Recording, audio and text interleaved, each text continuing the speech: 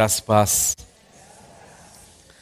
Eu queria pedir para você dar um beijo, um abraço no seu irmão aí do seu lado, antes de nós nos dirigirmos à leitura do nosso boletim.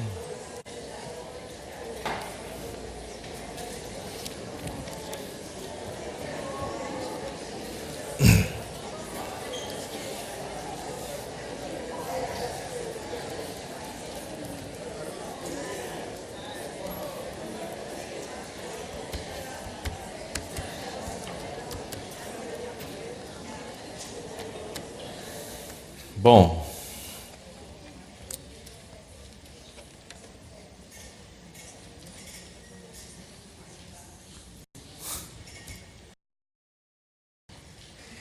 há alguns meses já, e também se formos pensar melhor, se eu for pensar um pouquinho melhor, há mais de 3 anos e alguns meses, eu conversando com o Senhor, indo orar, e às vezes eu me incomodava quando chamava de paizinho, e me sentia um pouquinho intimista demais dele. E às vezes chamava de Deus e me sentia muito afastado dele. Eu já contei essa história aqui, mas eu vou contar ela um pouquinho como introdução. E eu perguntei para Deus quem era Deus. Quem é o Senhor? E Deus então começou, através da sua palavra, através de Mateus 17, do texto sobre a transfiguração, um processo de se revelar no meu coração de uma maneira que eu jamais tinha experimentado, de uma maneira que começou a mudar todo o meu relacionamento com Deus, toda a minha percepção de Deus. E nós sabemos que o Senhor convida 3 dos seus discípulos para subir com Ele até o monte, e lá acontece algo fantástico. O Senhor Jesus é transfigurado, a sua glória manifesta, e Moisés e Elias entram na cena, e o próprio Pai se manifesta naquele lugar como a sua glória, e Ele diz uma palavra, uma expressão: este é o meu Filho amado, em quem me comprazo, a Ele ouvi. Nesse momento os discípulos caem com o rosto em terra, com medo, e o Senhor lhes toca, e o texto vai dizer que eles, levantando a cabeça, ninguém mais viram senão somente a Jesus. E aquele era um momento que o Senhor falou no meu coração da seguinte maneira: se você quer saber como eu sou, se você quer saber como eu penso, se você quer saber como eu ajo, este é o meu Filho amado, em quem tenho todo o meu prazer. É a Ele que você deve ouvir. E então eu comecei um processo de leitura do Novo Testamento nessa perspectiva. O texto dizia: ninguém mais viram senão somente a Jesus. Nós sabemos que Moisés é a figura principal da lei, assim como Elias é a figura principal do profetismo. E os discípulos, quando levantaram a cabeça, não viram mais Elias, não viram mais a lei, não viram mais os profetas, não viram mais Moisés. Eles viram única e exclusivamente ao Senhor Jesus. E este é um grande desafio para nós como igreja hoje. Buscar uma revelação de Deus apenas em Jesus. A Bíblia vai dizer lá no capítulo 1 de Hebreus, que havendo Deus falado outrora de muitas maneiras aos pais pelos profetas, a nós falou-nos nos últimos dias pelo Filho, de maneira definitiva. E nós temos essa necessidade de ver Deus na face de Jesus Cristo.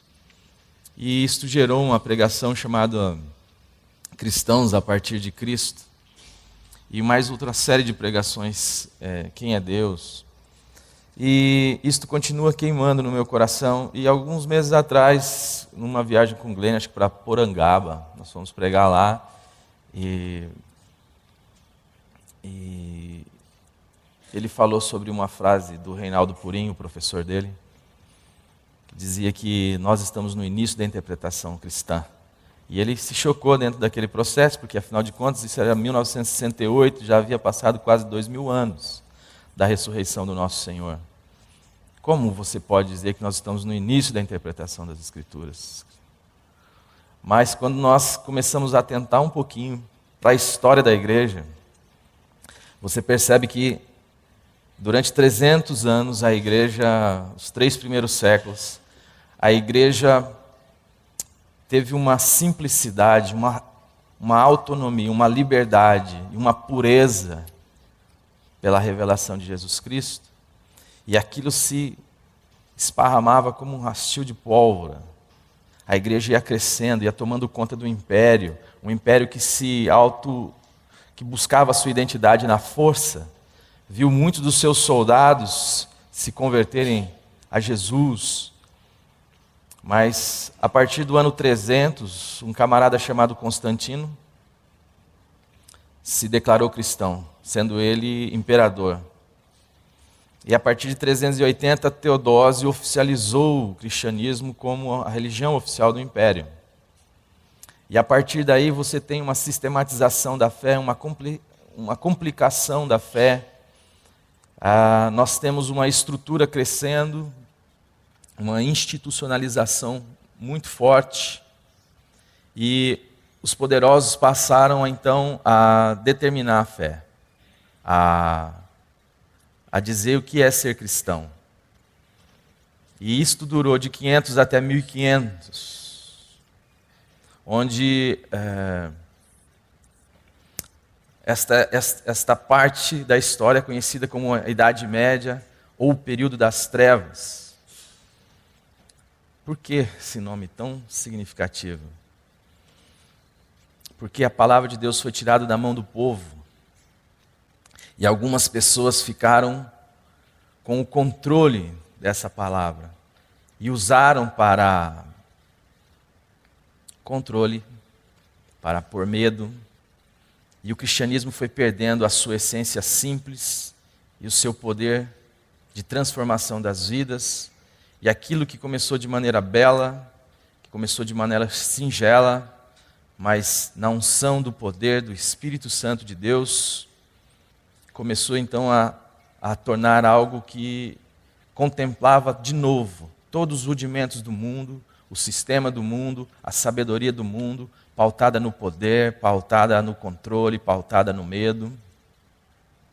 De modo que aqui nas Américas, no período dos descobrimentos, havia 60 milhões de ameríndios.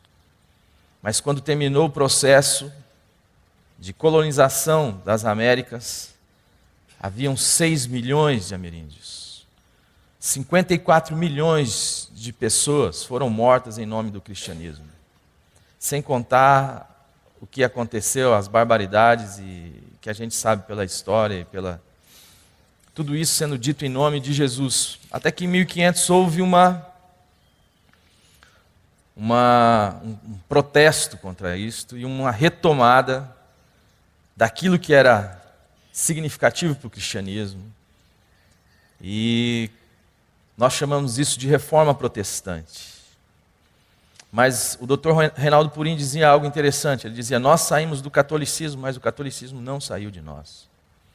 E hoje, quando nós olhamos de novo para a igreja, nós precisamos, em nome do Senhor Jesus Cristo, que o Senhor tire de nós os óculos e nos dê a graça de olharmos para Jesus e para Jesus somente, e de sermos discípulos de Jesus Cristo, como igreja de Cristo, e não discípulos de um sistema religioso, não discípulos de uma tradição religiosa, não discípulos de uma sociedade, não discípulo de mais nada, que nós possamos a ninguém ver senão somente a Jesus Cristo. E a grande dificuldade que nós percebemos nas Escrituras é que, para que isso ocorra de fato, é que a cruz é loucura. A cruz não como uma declaração de fé sistematizada, mas a cruz como princípio de vida, que atua de eternidade a eternidade, como a palavra de Deus diz, que está impressa, impregnada na maneira de Deus ser e agir, a partir da criação, simplesmente, por exemplo, e que deve permear toda a nossa vida, diariamente, em todos os lugares, como diz a palavra, para que a vida de Jesus Cristo se manifeste em nosso corpo, que é mortal. Mas a cruz é loucura, porque a cruz expõe que a sabedoria deste mundo é loucura. Ela expõe que a fortaleza deste mundo é fraqueza. Ela traz a realidade de que Deus não se importa com as aparências, mas que Deus sonda corações, e que Deus não alimentou nenhuma esperança acerca de nenhum ser humano, a não ser em Jesus Cristo. E a única maneira que Ele teve foi de nos crucificar e nos fazer novas criaturas em Cristo Jesus pela fé. Mas esta novidade causa escândalo, sempre causou e continuará causando para as nossas mentes que estão sustentadas pelos rudimentos deste mundo e que não estão preparadas para absorver o novo do Evangelho, a novidade do reino de Deus trazida em Jesus Cristo.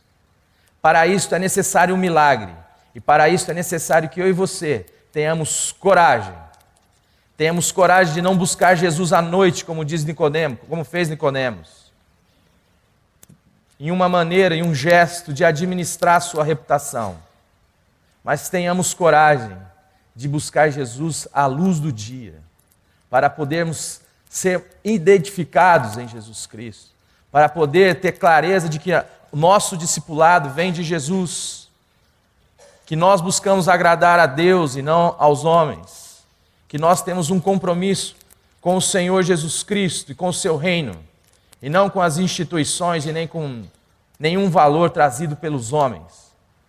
Que a novidade do reino de Deus é vivida, e ela é vida.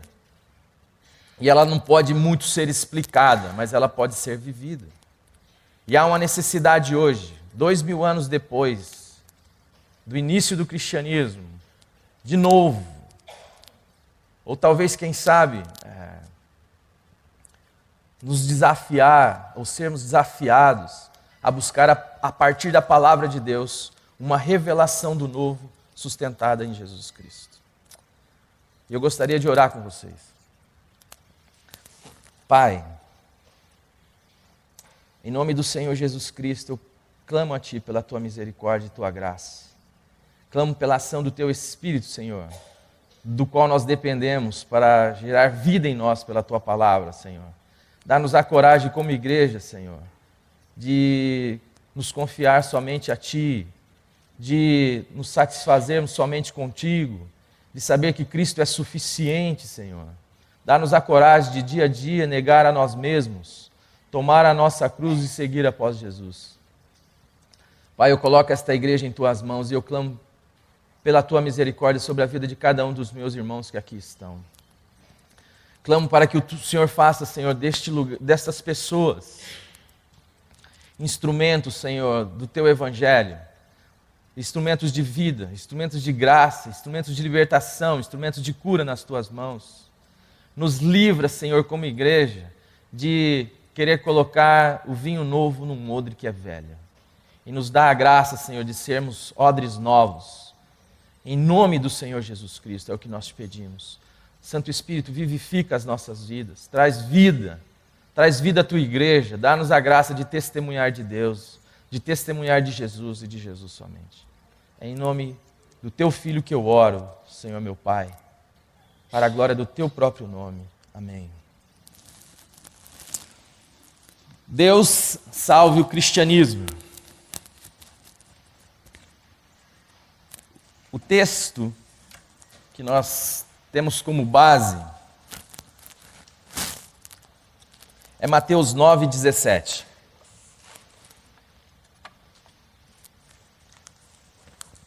Vamos ler juntos? Não se põe vinho novo em odres velhos, do contrário, rompe-se os odres e entorna-se o vinho, e os odres estragam-se. Mas deita-se o vinho novo em odres novos, e assim ambos se conservam. O cristianismo tem tomado um caminho que nem mesmo os próprios cristãos sabem ao certo onde estão sendo levados. Isso significa dizer que o cristianismo está embaraçado em suas vertentes confusas, sem rumo, perdido e, portanto, precisando de salvação. O pensamento relativista pós-moderno, em sua tendência sincretizante, tem determinado o apagamento das referências. Este modo de pensar tomou conta do caminhar da maioria dos cristãos, dos que se dizem cristãos. A antiga afirmação segundo a qual todos os caminhos levavam a Roma foi hoje substituída pela frase todos os caminhos levam a Deus. E o pensamento subjacente em ambas parece ter tomado conta do cristianismo moderno. Nós temos perdido a nossa referência. O pragmatismo, por exemplo, tem tomado conta das instituições religiosas. Se dá certo, então é certo. Aquilo que devia ser a nossa referência como igreja, que é a vida do Senhor Jesus Cristo, é relativizada por um sistema religioso moderno. E hoje você vê uma série de situações acontecendo, uma série de grupos tomando para si a prerrogativa de cristãos, mas que tomam um caminho contrário à cruz, tomam um caminho contrário ao espírito da cruz, e todos nós devemos permanecer calados como modelo de padrão de santidade cristã, e eu tenho visto isso como um absurdo.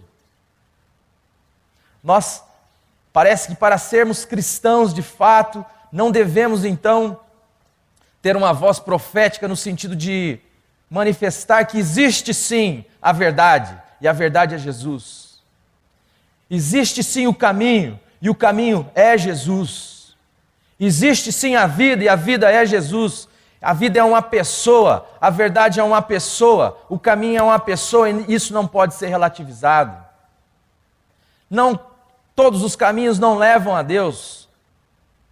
Só existe um caminho. Jesus diz, eu sou o caminho, eu sou a verdade, eu sou a vida, e ninguém vem ao Pai a não ser por mim. Mas nós vemos uma série de coisas acontecendo e parece que para ser cristão hoje, nós precisamos nos calar. E aceitar então que se diga o que quiser de Jesus. Se fale o que quiser acerca das Escrituras. Que se utilize das Escrituras até para extorquir as pessoas. Mas nós precisamos ficar calados. Não é assim. Existe sim uma referência, e a referência é Jesus Cristo. É a palavra de Deus que não muda, é o verbo que encarnou. Ela é a verdade, Ele é a verdade. E nós precisamos ter esta convicção como igreja. Na verdade, podemos dizer que esse tipo de cristianismo, por suas práticas, rebaixado a um nível de uma religião qualquer, já nasceu morto no que se refere ao significado dele para Deus. A Bíblia Sagrada nos ensina na carta que o apóstolo Paulo escreve aos irmãos da Galácia, que em Cristo a circuncisão, como expressão de assertividade em relação à conduta religiosa, ou a incircuncisão, que aparece aqui como negativa da conduta religiosa padrão, não tem valor algum para Deus. Pois nem a circuncisão é coisa alguma, e nem a incircuncisão, mas o ser uma nova criatura. Gálatas 6,15. Isso também evidencia que o que realmente importa para Deus não é se temos uma religião ou não, mas sim a fé que realiza, se manifesta e opera em nossas vidas com uma única motivação, o amor. O cristianismo, no decorrer da história, passou a ser um fim em si mesmo. Passou a ser aquilo pelo qual nós devemos cuidar, prezar. Mesmo que este cristianismo tenha tomado um outro rumo, um rumo que comunica de morte, que comunica de medo, que comunica acerca da injustiça.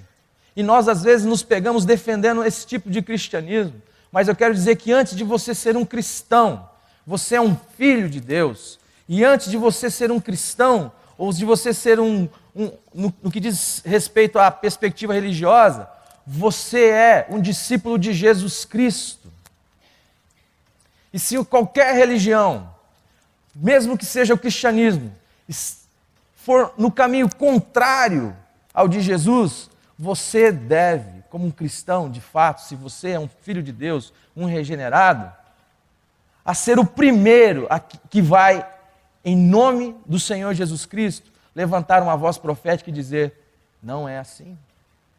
Não é este o caminho. Não é isto que o meu mestre ensinou. Não é isto que o meu mestre viveu. Não é assim que o meu Senhor fez. E eu sou discípulo de Jesus. Eu sou discípulo de Jesus. Eu sou filho de Deus. E o meu compromisso é com o seu reino.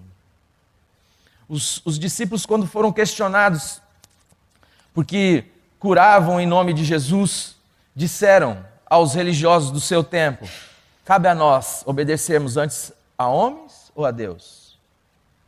Se nós queremos agradar aos homens, a palavra de Deus vai dizer que nós não podemos ser discípulos de Jesus Cristo.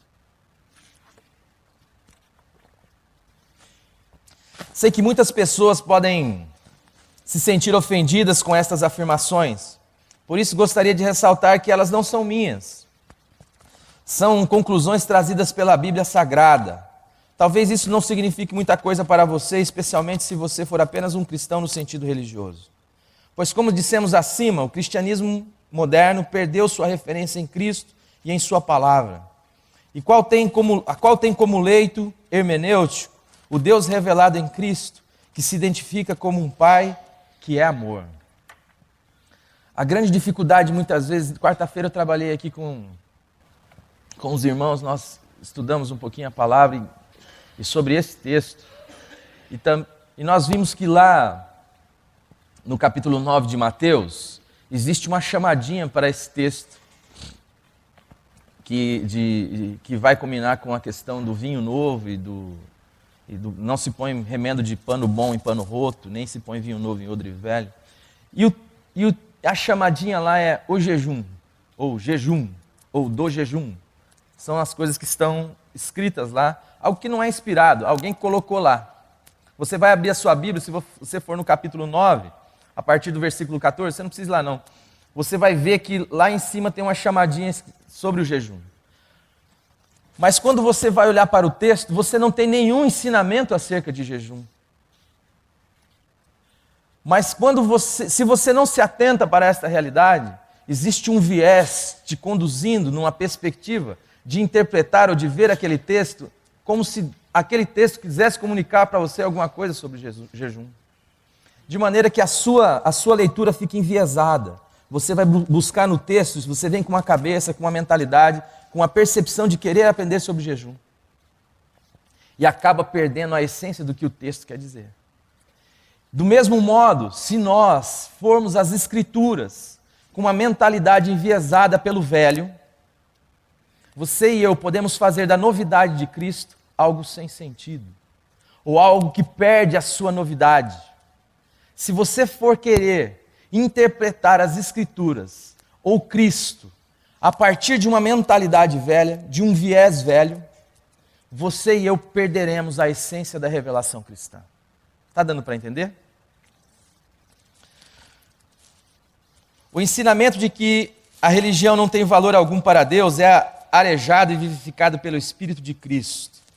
Isto fica evidente pela maneira como ele viveu e ensinou. Jesus desdenhava da religião. Podemos constatar este fato quando foi posto diante dele um homem dependurado por uma corda, um aleijado, desesperado por cura, e ele, fazendo-se de desentendido, ofereceu-lhe perdão para os seus pecados, com o simples objetivo de conduzir sua plateia de religiosos previsíveis para a beira do ridículo, pois ele sabia que ficariam furiosos com esta afirmação. O questionamento seguinte os expõe ainda mais. Qual é mais fácil? Dizer, os teus pecados te são perdoados, ou dizer, levanta e anda? Lucas 5:23. Esta cena é clara. Jesus já começou um processo de se identificar como Messias, e por isso aonde ele vai existem fariseus, existem saduceus, existem os principais dos religiosos, o observando, analisando, investigando, querendo saber porque na realidade ele já havia realizado alguns sinais messiânicos. E o texto vai dizer, esse texto é muito interessante, que vem gente de tudo quanto é lugar, vem gente de tudo quanto é região daquele mundo antigo. Todos os fariseus começam então a fluir para Jerusalém, para a região da Judéia, para poder então investigar, porque ali está acontecendo algo fantástico. Sinais messiânicos produzidos por um homem estão ocorrendo naquele lugar. Mas, e de repente, aquilo está cercado de gente. O texto vai dizer que Jesus está numa casa ensinando e tem muitos religiosos vindo de todas as partes, mas tem uma pessoa que está com um problema, ele tem uma paralisia, e os seus amigos, então, resolvem abrir o telhado e descê-lo diante de Jesus por uma corda. E Jesus olha para aquele homem e diz: vocês têm muita fé mesmo, esse grupo aí é rapaziada, crê mesmo. Os teus pecados estão perdoados. Jesus não sabia da necessidade daquele homem? Jesus não sabia qual que era o desejo daquele homem? Jesus não sabia por que tamanho esforço aqueles amigos e aqueles homens se submeteram para trazer aquele amigo diante de Jesus? Vocês acham que Jesus não sabia que a intenção daquele homem era andar? Vocês acham que Jesus não sabia a necessidade primária daquela pessoa? Jesus sabia, mas Jesus queria mexer com um grupo que tentava colocá-lo dentro de um sistema arcaico, velho. E Jesus então diz: os teus pecados estão perdoados. E aqueles homens ficam com raiva, eles ficam bravos, eles dizem: ninguém pode perdoar pecado a não ser Deus. Então Jesus fala: então, vou pegar vocês pela boca de vocês mesmo. Já que vocês acham isso, eu queria dizer para vocês o que é mais fácil: dizer os teus pecados estão perdoados ou dizer levanta e anda? Então, para que vocês saibam que o Filho do Homem tem poder para perdoar pecados, em outras palavras, para que vocês saibam que eu sou Deus, levanta, toma o teu leito e anda. E aquilo expõe esta realidade de querer encapsular Deus, de querer colocar Deus dentro de um sistema velho e arcaico do mundo. Diante da evidência da vida e do pecador perdoado, curado em pé diante deles, a única coisa que restou foi a frustração e o desapontamento daqueles religiosos. Diante do Evangelho fica exposta a estupidez e a inutilidade da religião, como um fim em si mesmo. Em nenhum momento vemos em Cristo, tal como descrito no Novo Testamento, o desejo de fundar uma religião. Pelo contrário, o que percebemos em Cristo é uma atitude crítica contra o sistema religioso de seu tempo, e um olhar de amor, de graça, de misericórdia e compaixão por todos aqueles que eram excluídos pela religião.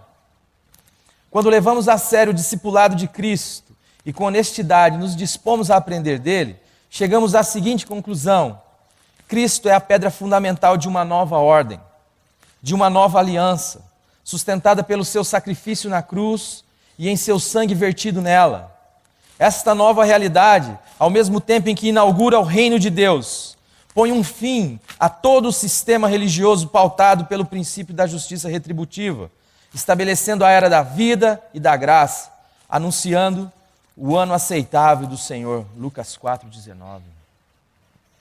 Meus amores, eu quero dizer para vocês o seguinte: Deus ama vocês, Deus nos ama como igreja, Deus ama cada um de nós profundamente. Deus sabe que não existe nenhuma possibilidade em nós mesmos de alcançar a justiça divina e a santidade divina se o padrão for a justiça retributiva. Aquilo que está lá em Deuteronômio 28. Deus não pode agir naquele sistema conosco, porque nós não somos capazes de atingir o padrão e a santidade de Deus. A única maneira de Deus agir comigo e com você é pelo seu muito amor com que nos amou. É por causa do seu muito amor que Ele ama cada um de nós e estabeleceu uma via de acesso até nós através do seu Filho Jesus. E Ele é a expressão da graça, Ele é a expressão da misericórdia de Deus. Você e eu, meus amados, não temos nada que oferecer para o Senhor. Nós não temos nada que dar para o Senhor. Aliás, todos nós, justos ou injustos, Recebemos tudo dele, a respiração e tudo mais, como diz a palavra, como diz as Escrituras. A única maneira de nós sermos recebidos pelo Senhor é sustentados pelo sangue do Cordeiro que foi vertido em meu favor e em seu favor na cruz do Calvário. Não existe outra maneira. Não tente entrar nesse sistema religioso que quer fazer de você melhor do que o seu irmão, porque o Evangelho nos mostra que não existe ninguém santo. Santo é um só. Todos nós somos pecadores e carecemos da glória de Deus, da misericórdia de Deus, do amor de Deus, de uma ação de Deus em nosso favor.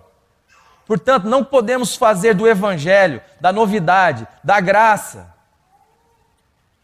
algo que com o passar dos anos se transforma num sistema velho, onde você está tentando se relacionar com Deus através do princípio da justiça retributiva, onde você deve orar mais para que Deus ame mais você. Não. O Moltmann vai dizer que nós devemos passar do ponto onde temos que orar para o ponto onde eu preciso orar. Há uma diferença entre eu dizer que eu tenho que encontrar o fulano hoje, ou eu dizer, eu precisava tanto ver o meu irmão.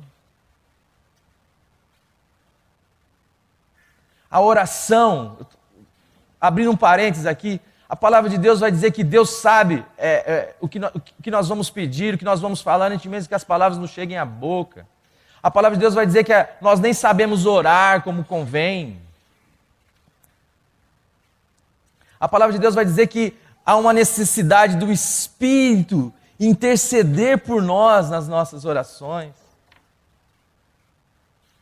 A oração só comunica para Deus algo, é quando você está rendido diante de Deus falando, Pai, eu não consigo, eu preciso de Ti. Quando você dobra o seu joelho para orar, é esta a comunicação que você está trazendo para Deus. Mas Deus já sabe da sua necessidade, e Deus já tem interesse em abençoar você nessa necessidade. Deus já sabe como governar a sua vida acerca dessa necessidade. Você não precisa aprender e saber orar direito, não é pelo muito falar, como diz a palavra. Portanto, a sua oração não pode ser um meio de agradar a Deus. Porque a palavra de Deus vai dizer que Ele nos fez agradável a Ele no amado. Estou dizendo aqui o exemplo da oração. Mas isso nós podemos levar por todas as áreas da nossa vida. Quantas questões nós levamos? Quantas áreas das nossas vidas nós tentamos viver no princípio da justiça retributiva? Onde se eu fizer isso, Deus vai me abençoar. Não, Deus já te abençoou com todas as sortes de bênçãos espirituais nas regiões celestiais em Cristo Jesus. Agora, você precisa saber que a sua identidade está em Cristo. Que você é uma nova criatura. E que é nesse caminho que você vai trilhar. Que você não tem mais para onde ir, que você já morreu e que você já ressuscitou. Que você já está na eternidade, que ainda que você não tenha alcançado a perfeição te alcançou, como diz Paulo. E viver a partir disso, descansado no amor, na aceitação, na graça de Deus e no sacrifício de Jesus Cristo, que é suficiente para pagar por todos os seus pecados. Para quê? Para que você viva no seu pecado? Não, para que você viva a vida de uma nova criatura. Para que você viva a vida do reino de Deus. Ou melhor dizendo, para que Cristo viva em você. Essa é a realidade do Evangelho, meus amores.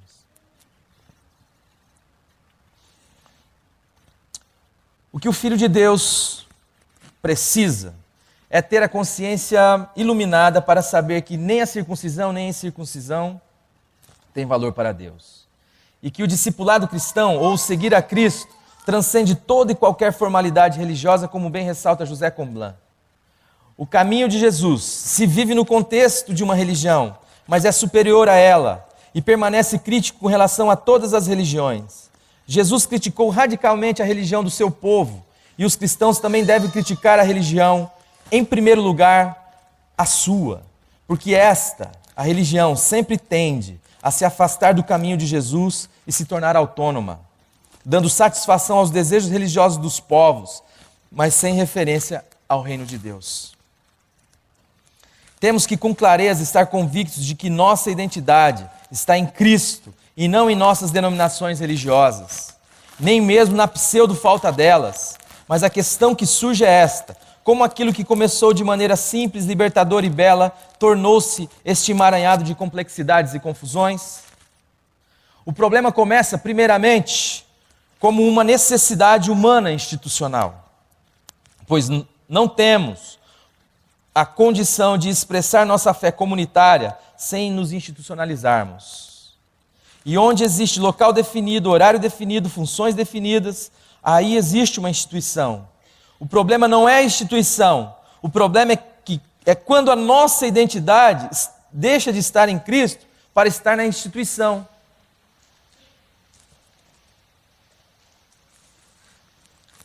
Neste caso, a instituição deixa de ser vassala do reino de Deus para ser senhora da vida das pessoas. Deixa de ser meio e instrumento para ser razão e fim. Em segundo lugar, outra questão que favorece essa distorção é a tentativa desesperada do velho homem de não aceitar o seu fim na cruz do Calvário. Existem aqueles que querem se apossar do reino de Deus pela força, ou melhor dizendo, pelo esforço. Mateus 11. Porque isto traz a conotação de mérito, de autoafirmação pessoal, na medida em que satisfazemos as exigências de nossa religião. Entretanto, no reino de Deus, você precisa ser nada para que Cristo seja o seu tudo. Na instituição, você pode ser alguém. E isto é tudo que o velho homem quer, ser alguém. Ser um diretor, ser um pastor, um presidente, um diácono. Mas a igreja de Cristo, que é o seu corpo, e que transcende a toda a realidade institucional, é formada por crucificados e ressurretos em Cristo Jesus. Estes nada possuem, a não ser o próprio Cristo Jesus como seu tudo, sempre ouvindo a voz do seu Senhor dizendo: se alguém quer ser meu discípulo, a si mesmo se negue, dia a dia tome sua cruz e siga-me. Lucas 9, 23. O reino de Deus é para Zé Ninguém. Meus amados, isso aqui é um negócio muito sério. Nós estamos apontando alguns problemas. O primeiro problema é que nós precisamos de uma realidade institucional. Não tem como existir como igreja e expressar nossa fé de maneira comunitária sem nos institucionalizarmos. Algumas pessoas batem no peito aí porque nós mudamos a reunião de domingo num lugar maior para quinta-feira num lugar menor com menos gente. Tem horário para chegar? Tem. Tem alguém para dirigir? Tem. Tem horário para terminar? Tem. Então, está institucionalizado. Jesus Cristo não veio nos tirar de uma gaiola grande para nos colocar numa gaiola pequena. Não veio nos tirar dos cultos aos domingos para nos colocar nos cultos na quinta-feira, na quarta-feira. Jesus veio nos dar vida, aonde quer que nós estejamos. Aonde 2 ou 3 estiver reunido em meu nome, ali estarei. O problema não é a instituição. Há uma necessidade institucional, porque assim, não tem jeito. Como que nós vamos fazer? Tem algum jeito? Só se você for sozinho. Só que sozinho não existe igreja. Sozinho não existe igreja. Então, não adianta essa conversa de falar da... Eu sei, a instituição, ela é necessária, desde que ela fique no seu lugar de vassala do reino de Deus. Agora, então, nós citamos, qual que é o outro problema? O problema é que na igreja, o que é e o que não é caminha de mão dadas, meus amados. E muitas vezes, nós precisamos entender que a instituição, quando ela vai tomando um corpo, ela pode te dar algum status. É pastor da primeira igreja batista. Grande coisa. Se a minha identidade estiver nisso, eu sou o mais infeliz de todos os homens. Se a tua identidade está em ser um batista, agora se a sua identidade estiver em Cristo, como aquele que foi atraído naquela cruz, que foi batizado na morte de Jesus, e que ressuscitou com Cristo, e fora de Cristo não é nada, nem ninguém. Quem você é? Eu sou um crucificado e um ressurreto. Eu sou um filho de Deus, pela graça de Deus e pela misericórdia de Deus. Ah, mas você não é... Não, lá eu exerço uma função lá. como uma maneira de servir ao corpo de Cristo, subjugando tudo ao senhorio de Jesus.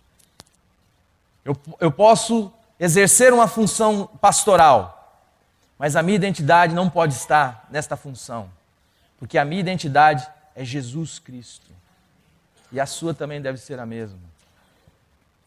E o velho homem gosta dessas coisas. Eu gosto. Você acha que não? Minha carne chega a tremer, os pelinhos até arrepia. Eu luto com isso, gente. Eu clamo a Deus misericórdia o tempo inteiro. Senhor, tem misericórdia de mim. Porque eu gosto de uma bajulaçãozinha, eu gosto. Mas eu sei que em mim isto é, na minha carne não habita bem algum. Com efeito, querer o bem está em mim. Não consigo, porém, realizar o bem. Miserável homem que sou, quem me livrará do corpo desta morte? Eu dou graças a Deus por Cristo Jesus. Porque não há mais nenhuma condenação para a minha vida. Porque Cristo Jesus é a minha vida. E porque agora eu vivo segundo as possibilidades do Espírito, não segundo as realidades da minha carne. Eu vivo pela fé, eu vivo pelo aquilo que eu não vejo. O que eu vejo em mim é maldade, presunção, soberba. Mas aí eu olho para o meu Senhor e falo, Senhor, Tu és a minha vida, eu morri, Cristo é a minha vida. Manifesta a vida do Teu Filho em mim, tem misericórdia. Em terceiro lugar, e é aqui que eu quero me deter. Agora danou, agora vai até meio-dia, hein? Em terceiro lugar, e é aqui que eu quero me deter um pouco mais, encontra-se a impossibilidade de se compreender a boa nova a partir da mentalidade velha. Para demonstrar esta realidade, gostaria de contrapor dois personagens bíblicos. O primeiro, de grande importância. O segundo, de suma importância. Trata-se de João Batista, um profeta, e do nosso Senhor e Salvador Jesus Cristo, o Filho de Deus. No capítulo 3 do Evangelho de Mateus, a figura de João aparece em destaque. Neste capítulo, podemos perceber como era o seu ministério, onde ele atuava, qual era a tônica de sua pregação, como ele se vestia e se dirigia aos religiosos com tal dureza que beirava a raiva. Vendo ele, porém, que muitos fariseus e saduceus vinham ao batismo, dizia-lhes, raça de víboras, quem vos ensinou a fugir da ira vindoura? Fica evidente que João manifestava um rompimento com o sistema religioso de sua época, representado pelo templo e pelo sinédrio. Ele não exercia função no templo, mesmo tendo todo o direito para isto. Seu local de atuação ministerial era o deserto. Seu discurso era duro contra as injustiças e a falta de realidade existencial e contra a farsa que havia se tornado o sistema religioso. Bom, aqui eu vou dar uma paradinha. João Batista rompe com o sistema religioso que havia e que era representado pelo sinédrio e pelo templo. Nós sabemos que quando Jesus entra no contexto da Palestina histórico do seu tempo, havia o templo, havia os sacerdotes, haviam os ritos, haviam os fariseus, as leis, mas o que representava a presença de Deus no Antigo Testamento dentro do templo? Alguém sabe me dizer?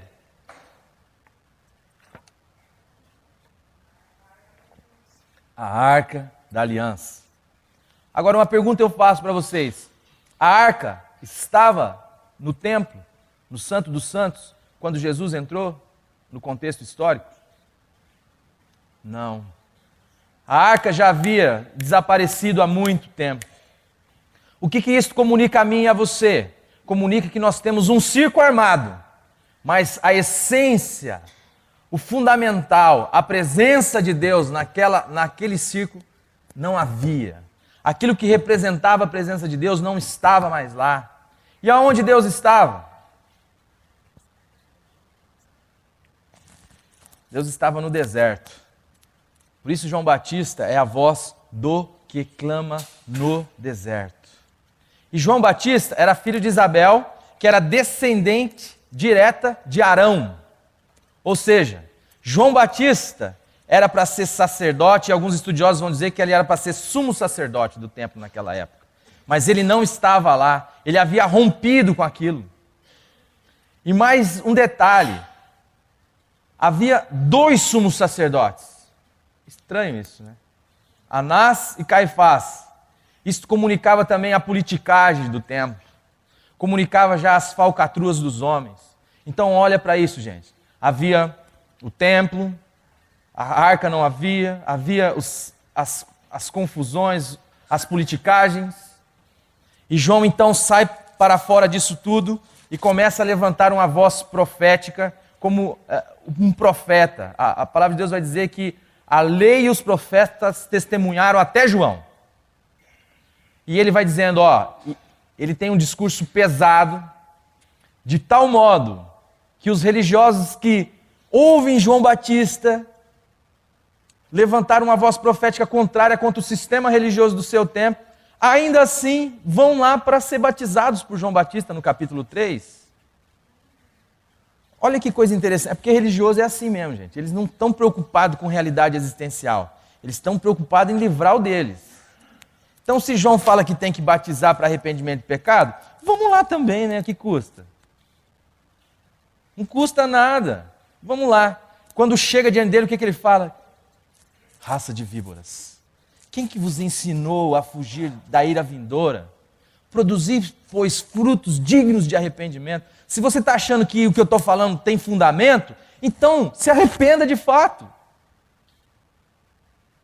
Mas para o religioso não, ele precisa estar bem com todo mundo. Ele precisa estar, tudo bom?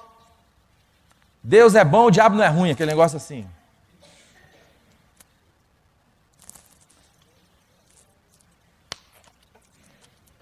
Aí o que acontece?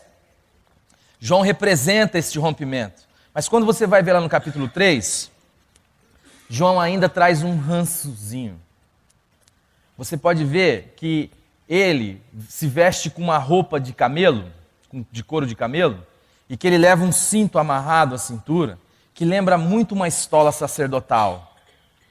Você vai perceber que ele também come diferente, ele se alimenta de gafanhotos e mel silvestres.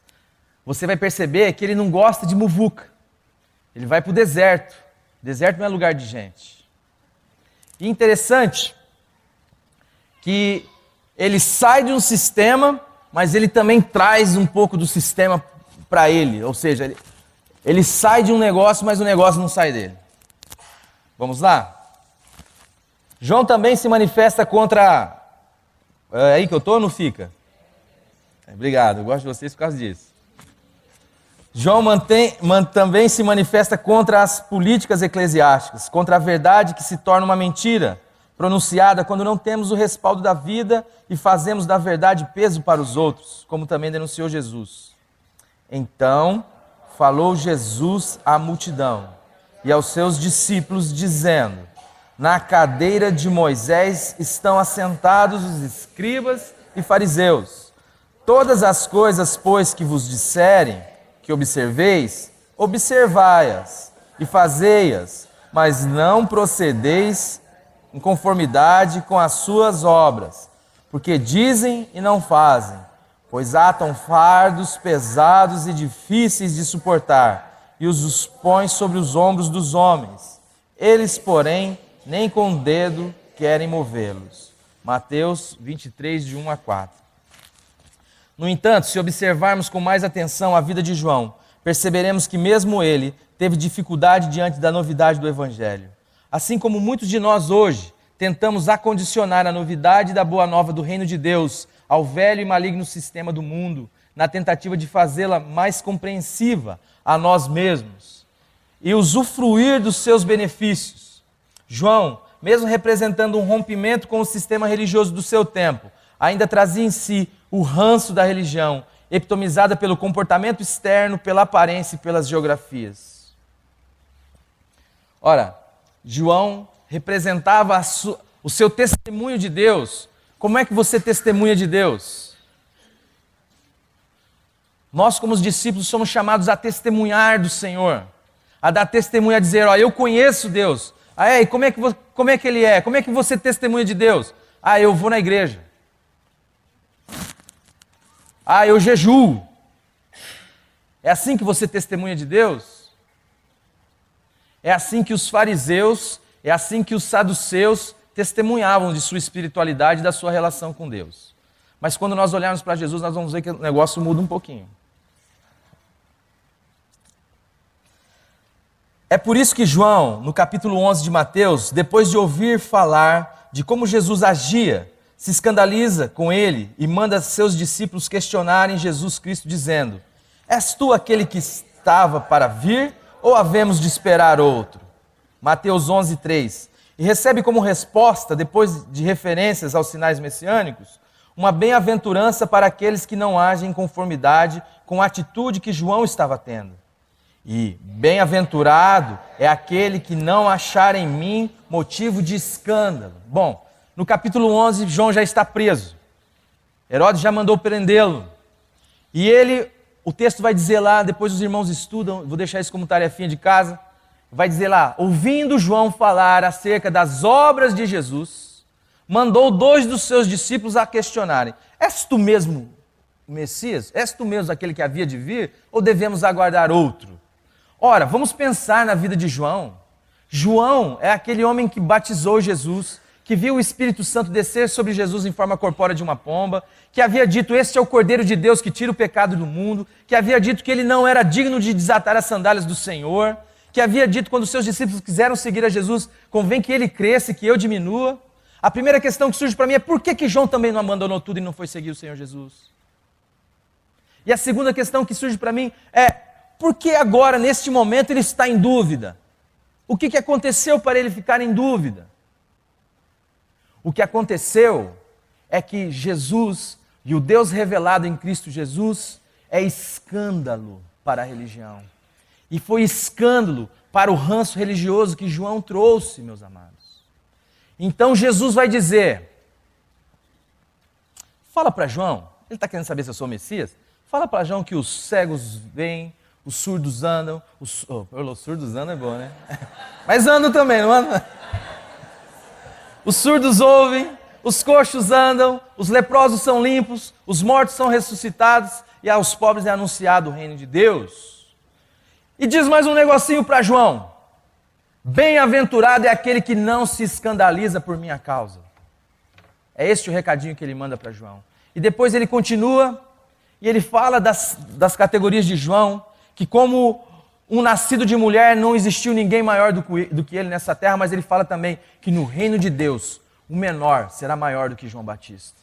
E daí Jesus se dirige e diz assim: a que compararei vocês?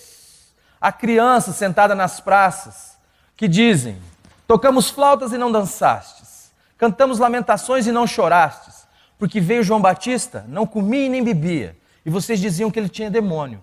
Venho eu, e como e bebo, e vocês me chamam de comelão, bebedor de vinho e amigo de publicanos e pecadores.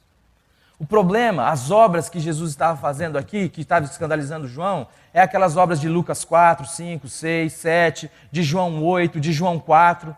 Jesus estava tocando em pessoas que a religião dizia: não toque. Jesus estava indo em lugares que a religião dizia: não vá. Jesus estava falando com pessoas, pecadores, abraçando pecadores, tocando em leprosos. E tudo isto chocou João. Por quê? Porque a sua mentalidade ainda estava carregada da velhice, da caducidade da letra. E nós hoje precisamos, em nome de Jesus, amados, em nome do Senhor Jesus, termos coragem de nos abrir para a palavra de Deus e de ver em Cristo, somente em Cristo, a nossa referência, o mestre do nosso discipulado e a nossa vida, de modo que nós não nos escandalizemos com o Senhor, porque hoje talvez há para nós a possibilidade de nos escandalizarmos com o Jesus da cruz. Mas, meus amados, não existe outro Jesus que venha de Deus, que seja o Messias, que não seja o Cristo crucificado. Escândalo para a religião, loucura para a sabedoria, para os gregos, mas o poder de Deus para a salvação de todo aquele que crê. O que você precisa é de vida, o que eu preciso é de vida.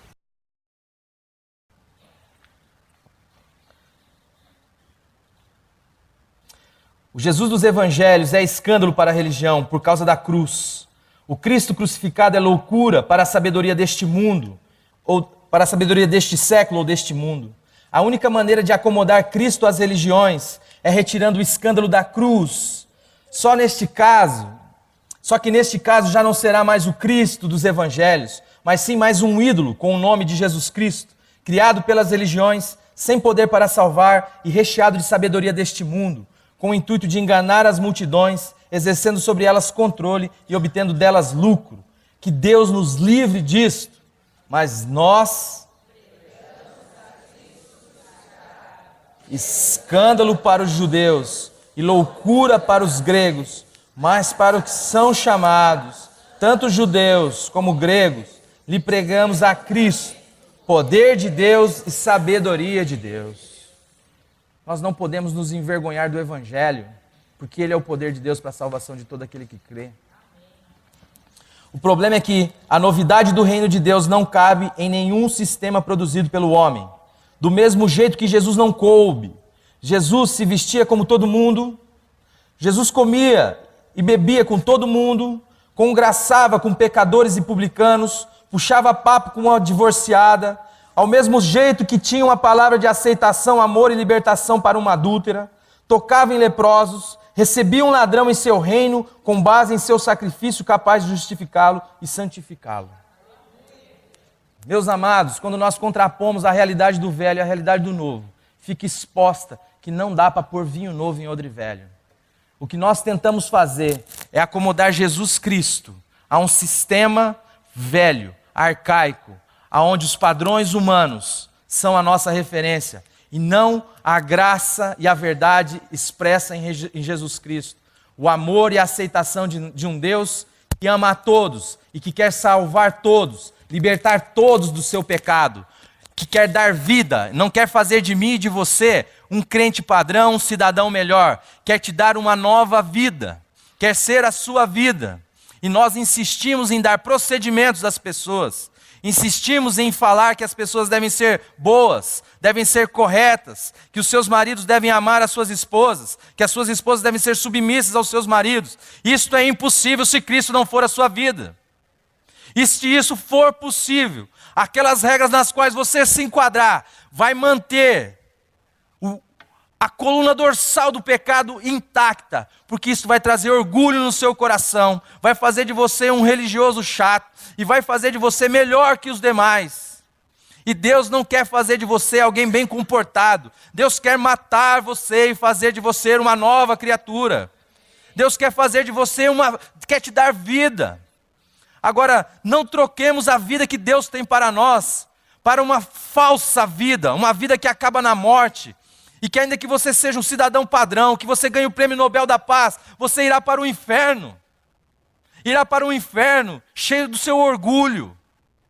O que você precisa é de se depositar diante da misericórdia e da graça de Deus e dizer: Senhor, não há solução para mim em mim mesmo. Eu preciso morrer, mas a tua palavra diz que eu morri. E que Cristo veio ser a minha vida, porque Cristo não ficou na morte, Ele ressuscitou no terceiro dia, e eu ressuscitei com Ele, e por isso eu posso amar hoje, porque Cristo é minha vida, porque o amor de Cristo está derramado no meu coração pelo Espírito Santo, e eu posso andar hoje pela fé. Não se deixe iludir pelo que é bom, nós estamos trocando a cruz pelo que é bom, Cristo pelo que é bom. Se as instruções morais pudessem mudar a sua vida, o mundo estaria maravilhoso. Porque desde que você nasceu, você escuta o que é certo e o que é errado. O problema é que há uma natureza em você que precisa ser crucificada. Há uma natureza que precisa ser levada diariamente à cruz. Não uma cruz pretérita no qual você morreu, mas uma cruz pretérita, mas também presente e futura. Uma cruz que você leva em todo momento, em todo lugar, o morrer de Jesus, para que também a vida de Jesus se manifeste em vosso corpo que é mortal. Mas nós não podemos deixar, meus amados. Nós não podemos deixar, nós não podemos nos iludir, porque qualquer padrão religioso vai comunicar para você que você é bom e você não é bom. Não há ninguém bom, não há nenhum bom, Não há ninguém que busque a Deus, não há ninguém que entenda. Todos se extraviaram e a uma se fizeram inúteis. Não há quem faça o bem, não há nenhum sequer. O que você precisa é do amor de Deus, é reconhecer este fato e dizer: Senhor, a única chance que eu tenho é este tal de amor que o Senhor sente por mim, que o Senhor tem por mim, que foi expresso de maneira incompreensível na cruz do Calvário. E eu quero me render a Ti, Senhor. Vem ser Senhor da minha vida. Vem fazer de mim o que o Senhor quiser. Agora nós precisamos parar de ser igual bunda de pato, que joga água e a água escorre, não entra. A palavra de Deus vai dizer assim, ó, quem tem ouvidos para ouvir, ouça. Você tem ouvidos? Ouça. Ouça. Nós precisamos ter coragem de nos expor à palavra, porque nós fechamos às vezes e determinamos o que nós vamos ouvir de fato. Porque nós sabemos que no momento que nós nos colocarmos nus diante da palavra de Deus, nós vamos ser constrangidos a ter um posicionamento diante da palavra de Deus. Não dá para ser, a palavra agora, vamos ver se eu acho ela.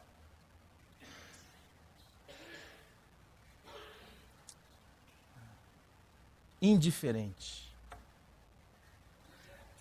Indiferente. Melhor dizendo, apático. Hoje, às vezes, nós viemos aqui no domingo, sentamos, ouvimos uma palavra, mas não permitimos que a palavra entre. No outro domingo nós tornamos aqui de novo, vamos ouvir, vamos dizer, nossa, que pregação abençoada. Mas como clichê, não, e a apatia permanece.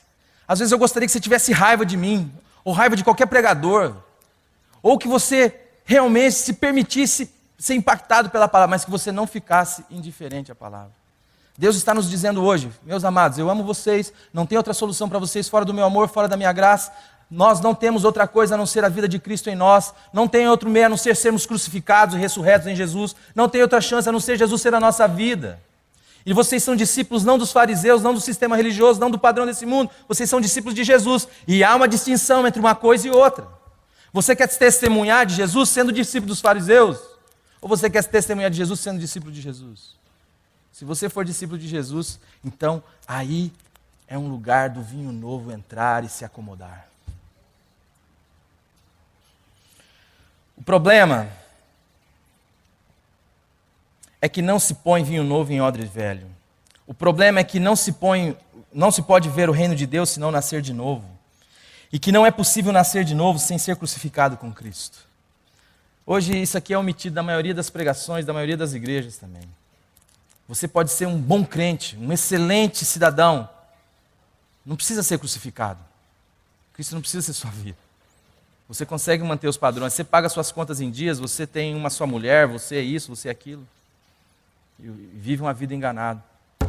E o esqueleto, a coluna do pecado está lá mantidona.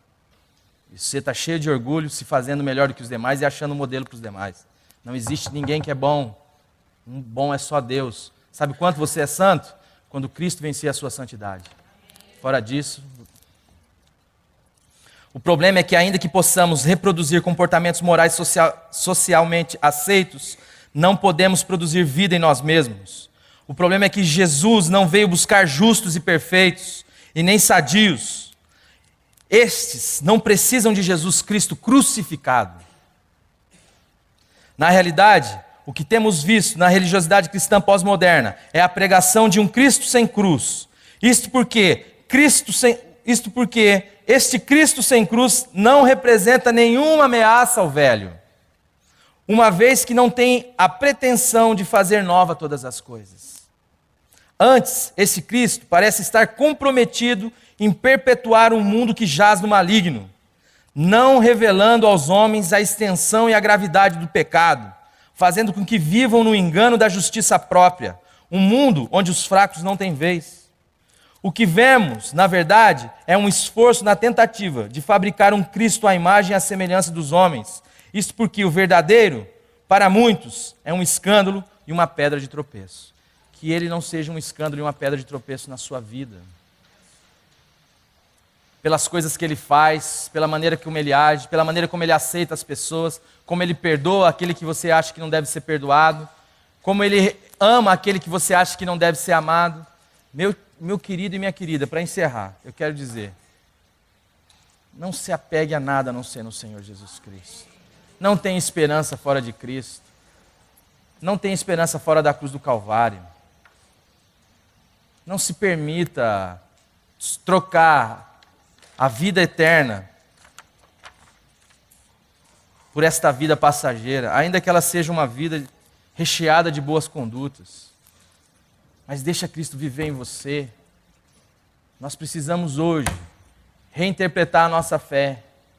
Isto é o lema da Igreja Reformada: reformando e seguindo, reformando. Sempre em reforma. Eu gostaria que você agora curvasse a sua cabeça. Que você, nesse exato momento, pudesse rejeitar tudo que eu disse aqui, diante do Senhor. Mas se você tem a pretensão de encarar a verdade e a realidade da palavra de Deus, que você dê uma resposta para o Senhor aí no seu coração. Fala: Senhor, vence em mim tudo que o Senhor quer que eu seja. Eu me rendo a Ti, Senhor, eu nego a mim mesmo. Mas não vá para sua casa sem permitir que a palavra entre em você, ou sem se posicionar em relação a ela. Você pode até não querer, não aceitar, dizer: não concordo com o pastor Alexandre, não concordo com o que ele falou. Tudo bem, é um direito seu. Mas eu gostaria que nesse momento, diante de Deus, se você é um filho de Deus, que você se posicionasse em relação à palavra de Deus. Pai amado, em nome do Senhor Jesus, eu clamo a Ti, Senhor, para que o Senhor venha operar no nosso meio, operar em nossas vidas, Senhor, e nos fazer, Senhor, de fato, filhos Teus. Não nos deixe viver no engano, no erro, Senhor, e nem na apatia, meu Pai, mas nos faça, Senhor, instrumentos de vida, instrumentos de aceitação, de graça, de misericórdia, de libertação, de cura, meu Senhor. Como Teus discípulos, vem viver em nós, meu Pai. Faz desta igreja uma igreja comprometida com a Tua palavra, com a Tua verdade. Ó Espírito Santo, levanta homens e mulheres cheias do Teu Espírito, que são testemunhas de Jesus e não de instituição, que são testemunhas de Cristo e não da religião, que são testemunhas do Teu Evangelho, Senhor, que vivem na perspectiva de um Deus que é amor e que veio ser o nosso Pai. E que o testemunho deles não está no seu jejum, porque o jejum não deve nem ser testemunhado, meu Senhor. Mas que o testemunho deles seja uma vida consagrada a Ti, no sentido de que eu não posso, Senhor, vencer a minha vida. A única solução que tem para nós é a cruz do Calvário, Senhor. Pai, revela isto profundamente no coração desta igreja e faz desta igreja, Senhor, uma atalaia. Senhor, compromete, Senhor, os irmãos amados com a Tua palavra, Senhor. E não nos deixe trocar o bom, a cruz pelo que é bom, porque o que vale o homem ganhar o mundo inteiro e perder a sua alma, diz a Tua palavra. Senhor, mas nos dá o compromisso de ser escândalo para a religião também, como nosso Senhor foi, Senhor meu Pai. E de ter a aceitação que o Senhor teve, e que o Senhor venha a ser a nossa vida e a nossa santidade, de maneira que nós possamos andar em justiça, em verdade, em amor, em graça e em misericórdia. Aviva-nos pelo Teu Espírito, é o que eu te peço em nome do Senhor Jesus. Amém. A mensagem que você acabou de assistir faz parte do Ministério de Comunicação Palavra da Cruz. Temos um grande acervo de estudos bíblicos em áudio e vídeo. Distribuímos também, gratuitamente, o jornal mensal Palavra da Cruz. Entre em contato conosco pelo fone fax 0 operadora 43 3322 3037 ou pelo e-mail com@palavradacruz.com.br. Visite-nos também pelo site www.palavradacruz.com.br. Graça e paz.